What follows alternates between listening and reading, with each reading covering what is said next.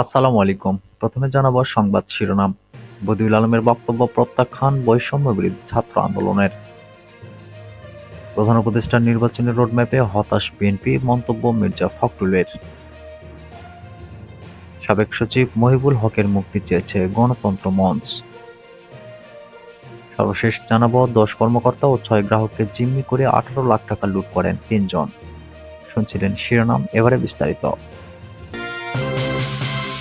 বদিউল আলমের বক্তব্য প্রত্যাখ্যান বৈষম্য বিরোধী ছাত্র আন্দোলনের।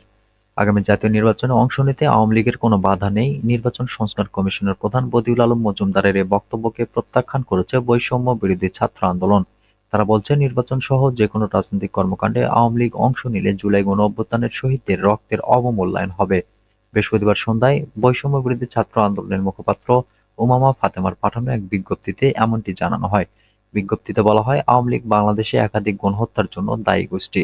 এছাড়া গুম, খুন, বিচার বহির্ভূত হত্যা সহ বিভিন্ন মানবাধিকার বিরোধী কর্মকাণ্ডে আওয়ামী লীগ গত ১৬ বছর ধরে জড়িত ছিল। সর্বশেষ জুলাই গণহত্যায় প্রায় ২,০০০ শহীদদের প্রাণ এবং ৩০,০০০-এর অধিক মানুষের অঙ্গহানি করেছে কুখ্যাত আওয়ামী লীগ। আওয়ামী লীগ বিগত ৩টি নির্বাচনকে অবৈধ উপায়ে নিজেদের কুক্ষিগত করেছে। যে দলটি বাংলাদেশের নির্বাচন ব্যবস্থাকে কলঙ্কিত করেছে, তাদের নির্বাচনে অংশগ্রহণের সুযোগ দেওয়া জন আকাঙ্ক্ষার বিরুদ্ধাচরণ। বৈষম্যবিরোধী ছাত্র আন্দোলন নির্বাচন সংস্কার কমিশনের প্রধান বদিউল আলম মজুমদারকে তার বক্তৃতা প্রত্যাহার করে আওয়ামী লীগকে নির্বাচনে অংশগ্রহণ করতে না দেওয়ার জন্য যথাযথ ব্যবস্থা নেওয়ার আহ্বান জানিয়েছে। প্রধান উপদেষ্টার নির্বাচনী রোডম্যাপে হতাশ বিএনপি, মন্তব্য মির্জা ফখরুলের। নির্বাচনী রোডম্যাপ নিয়ে অন্তর্বর্তী সরকারের প্রধান উপদেষ্টা ডক্টর মোহাম্মদ ইউনূসের দেওয়া বক্তব্যে আশাহত বিএনপি, এমনটি জানিয়েছেন দলটির মহাসচিব মির্জা ফখরুল ইসলাম আলমগীর। তিনি বলেছেন, গত ১৬ই ডিসেম্বর বিজয় দিবসে প্রধান উপদেষ্টা ডক্টর মোহাম্মদ ইউনূস জাতির উদ্দেশ্যে যে ভাষণ দিয়েছেন তা নিয়ে বিএনপির জাতীয় স্থায়ী কমিটির সভায় বিস্তারিত আলোচনা হয় এবং পরবর্তীতে প্রধান উপদেষ্টার প্রেস সচিব সংবাদ সম্মেলনের মাধ্যমে উপদেষ্টার ভাষণের যে ব্যাখ্যা দেন তা নিয়েও আলোচনা হয়।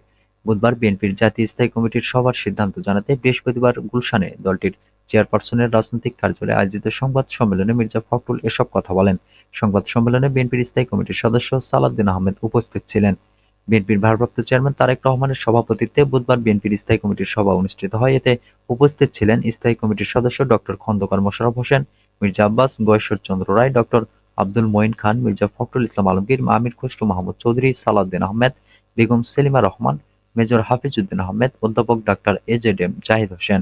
সংবাদ সম্মেলনে মির্জা ফখরুল বলেন, প্রধান উপদেষ্টার বক্তব্যে নির্বাচনের একটি সম্ভাব্য সময়ের কথা বলা হলেও নির্বাচনের রোডম্যাপ সম্পর্কে কোনো সুনির্দিষ্ট বক্তব্য রাখা হয়নি। ডক্টর মোহাম্মদ ইউনূস নির্বাচনের সম্ভাব্য সময়সীমা ২৫ সালের শেষ অথবা ২৬ সালের প্রথম অংশে অনুষ্ঠানের কথা বলেছেন, যা একেবারে অস্পষ্ট এবং নির্দিষ্ট কোনো সময় উল্লেখ নেই। অথচ তার প্রেস সচিব বলেছেন যে ২০২৬ সালের জুন মাসের মধ্যে নির্বাচন অনুষ্ঠিত হবে, যা পরস্পর বিরোধী। বিএনপি মহাসচিব আরও বলেন, এই ধরনের পরস্পর বিরোধী বক্তব্য আরও বিভ্রান্তি সৃষ্টি করেছে। যেহেতু নির্বাচন কমিশন গঠিত হয়ে গেছে, সেহেতু নির্বাচন অনুষ্ঠানের বিলম্বের প্রয়োজন নেই। নির্বাচন কেন্দ্রিক সংস্কারগুলো সম্পন্ন করে দ্রুত নির্বাচন অনুষ্ঠান সম্ভব। জনগণ এ বিষয়ে প্রধান উপদেষ্টার কাছ থেকে সুস্পষ্ট বক্তব্য প্রত্যাশা করে। নির্বাচনের সুনির্দিষ্ট সময় রাজনৈতিক দল ও অন্যান্য অংশীজনের সঙ্গে আলোচনার মাধ্যমে নির্ধারণ করা উচিত। মির্জা ফখরুল বলেন, সংবিধানের পঞ্চদশ সংশোধনী সংক্রান্ত মাননীয় হাইকোর্টের রায়ের বিষয়ে আমাদের বক্তব্যে এই সংশোধনীতে মোট ৫৫টি দফায় সংবিধানের বিভিন্ন অনুচ্ছেদে প্রস্তাবনায় এবং তফসিলে ব্যাপক পরিবর্ধন, সংযোজন ও বিয়োজন করার মধ্য দিয়ে সংবিধানকে একদলীয় শাসন এবং রাষ্ট্র ব্যবস্থা কায়েমের প্রধানতম হাতিয়ারে পরিণত করা হয়। সংবিধানের মৌলিক কাঠামোকে ক্ষতিগ্রস্ত করে গণতন্ত্রকে বেহাত করে দেওয়া হয়। তিনি বলেন, আদালত রায় ঘোষণার সময়ে কিছু কিছু বিষয়ে মন্তব্য ও পর্যবেক্ষণ সহ উক্ত সংশোধনীর গুরুত্বপূর্ণ কিছু অংশ অবৈধ ঘোষণা করেছেন এবং কিছু অংশ সংরক্ষণ করেছেন এবং অধিকাংশ আগামী সংসদের বিবেচনার জন্য ছেড়ে দিয়েছেন। কিন্তু রিট আবেদনকারী, সংযুক্ত হওয়া রাজনৈতিক দলসমূহ এবং অন্যান্য অংশীজন এবং দেশের আপামর জনসাধারণ আদালতের কাছে আরও বেশি কিছু সিদ্ধান্ত আশা করেছিল। সাবেক সচিব মহিবুল হকের মুক্তি চেয়েছে গণতন্ত্র মঞ্চ। বেসামরিক বিমান ও পর্যটন মন্ত্রণালয়ের সাবেক সিনিয়র সচিব মহিবুল হককে ষড়যন্ত্রমূলকভাবে গ্রেপ্তারের ঘটনায় ক্ষোভ ও নিন্দা জানিয়েছেন গণতন্ত্র মঞ্চের নেতারা। মঞ্চ মনে করে, ব্যক্তিগত প্রতিহিংসা চরিতার্থ করতেই সরকারি পদ ও ক্ষমতা ব্যবহার করে মহিবুল হককে অন্যায়ভাবে জেলে রাখা হয়েছে। বৃহস্পতিবার এক সংবাদ সম্মেলনে গণতন্ত্র মঞ্চের শীর্ষ নেতৃবৃন্দ এসব কথা বলেন। তোপখানা রোডে নাগরিক ঐক্যের কেন্দ্রীয় কার্যালয়ে এই সংবাদ সম্মেলন অনুষ্ঠিত হয়। সংবাদ সম্মেলনে নেতারা বলেন, ৪ বছর আগে অবসরে যাওয়া মহিবুল হককে ২০২৩ সালের ২৮শে অক্টোবর বিরোধী দল সময়ের সমাবেশে এক হত্যার ঘটনায় গ্রেপ্তার করা হয়েছে। মামলার বাদী আদালতে উপস্থিত হয়ে তার মামলার সঙ্গে মহিবুল হকের কোনো ধরনের সংশ্লিষ্টতা না থাকার কথা জানিয়ে হলফনামা দিলেও গত ১ মাসে তার জামিন হয়নি। তিনি যাতে জামিনে ছাড়া না পান তার জন্য ২০২৪-এর গণঅভ্যুত্থানে এক নিহতের মামলায়ও তাকে গ্রেপ্তার দেখানো হয়েছে। নেতারা বলেন, কাজে গতি থাকলে ঐকমত্যের ভিত্তিতে প্রয়োজনীয় সংস্কার শেষে ২০২৫ সালের মধ্যেই জাতীয় নির্বাচন সম্ভব। সরকারের নিরপেক্ষতা প্রশ্নবিদ্ধ হলে জাতীয় নির্বাচনও প্রশ্নবিদ্ধ হয়ে যেতে পারে। বাতিল হওয়া স্থানীয় পরিষদের কাউন্সিলরদের পুনর্বাসনের কোনো সুযোগ নেই। গণতন্ত্র মঞ্চের সমন্বয়ক বিপ্লবী ওয়ার্কার্স পার্টির সাধারণ সম্পাদক বলেন, অন্তর্বর্তী সরকারের উপর মানুষের বিপুল প্রত্যাশা। তারা যদি তাদের দল নিরপেক্ষতা হারান তাহলে তাদের অধীনে জাতীয় নির্বাচনও প্রশ্নবিদ্ধ হয়ে যেতে পারে। বিশেষ কোনো দিকে ঝুঁকে না পড়ে সরকারকে দায়িত্বশীলতার সঙ্গে কাজ করার আহ্বান জানান মাহমুদুর রহমান মান্না। তিনি বাতিল হওয়া স্থানীয় পরিষদের কাউন্সিলরদেরকে পুনর্বহাল করার তৎপরতায় তীব্র প্রতিবাদ জানান। সংবাদ সম্মেলনে দেশবিরোধী অপতৎপরতার প্রতিবাদে ও নিত্য প্রয়োজনীয় পণ্যের দাম কমানোর দাবিতে আগামী ২৪ ডিসেম্বর বিক্ষোভ সমাবেশের ঘোষণা করা হয়। এদিন বেলা ১১টায় পুরানা পল্টন মোড়ে এই বিক্ষোভ সমাবেশ অনুষ্ঠিত হবে। ১০ কর্মকর্তা ও ৬ গ্রাহককে জিম্মি করে ১৮ লাখ টাকা লুট করেন ৩ জন। কিডনিজনিত অসুস্থতায় মৃত্যু পথযাত্রী এক রোগীর চিকিৎসার অর্থ জোগাড়ের জন্য ঢাকার কেরানীগঞ্জে ব্যাংকে ডাকাতির পরিকল্পনা করা হয়েছিল বলে পুলিশের কাছে দাবি করেছেন আত্মসমর্পণ করা এক তরুণ ও ২ কিশোর। তাদের এই দাবি খতিয়ে দেখা হচ্ছে বলে জানিয়েছেন ঢাকা জেলা পুলিশ সুপার আহমদ মঈদ। ডাকাতির চেষ্টার ঘটনা নিয়ে বৃহস্পতিবার রাত ৮টার দিকে কেরানীগঞ্জ মডেল থানার সভাকক্ষে সংবাদ সম্মেলন করেন জেলা পুলিশ সুপার আহমদ মঈদ। তিনি বলেন, বৃহস্পতিবার বেলা ২টার দিকে দক্ষিণ কেরানীগঞ্জের চুনকুটিয়া পাকাপুল এলাকায় রূপালী ব্যাংক পিএলসির জিনজিরা শাখায় কিছু দুষ্কৃতিকারীরা প্রবেশ করেন।